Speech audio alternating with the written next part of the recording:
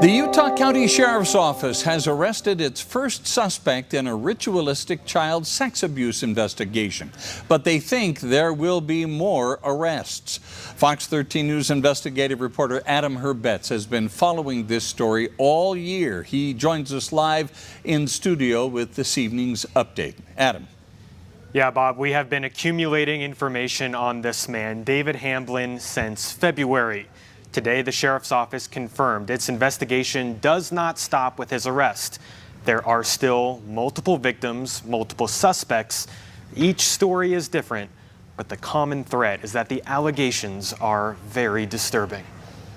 Let's look. The first time we heard David Hamblin's name was in 2012, charged with 18 felony counts of sex abuse against multiple family members. This video shows Provo police spending months conducting interviews. Then they recorded an undercover phone call where he confessed, "I am sorry for raping you. I'm not saying somebody in my body didn't do it." The Utah County Attorney's Office dropped the charges. Do you think this time it will be different? I do think it will be different. Brett Bluth, another victim, says David Hamblin was his therapist, recommended to him by the Church of Jesus Christ of Latter-day Saints to cure him of his homosexuality. Did you feel like being gay was a disease? Absolutely. Absolutely. I had spent my entire life viewing that as a disease. Hypnosis was a big part of it. He told me that from the very beginning, that was his main technique. He says Hamblin spent hours each week trying to convince him he was abused in his childhood, that he has multiple personality disorder.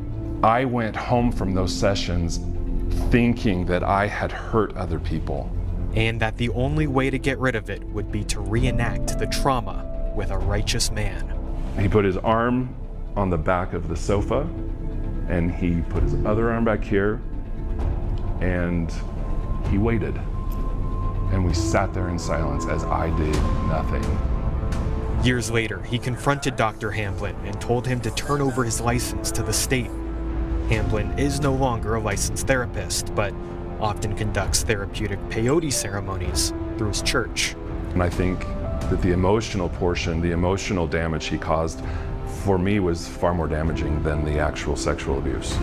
And I can sense the fear in the voice of some of these people who have called us. Sergeant Spencer Cannon with the Utah County Sheriff's Office says investigators have listened to more than 130 tips, most of them credible, but he could not say how many mentioned Hamblin.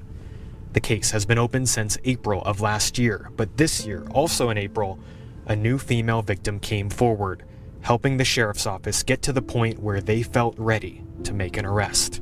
Do you expect there will be additional arrests? We do at some point, yes.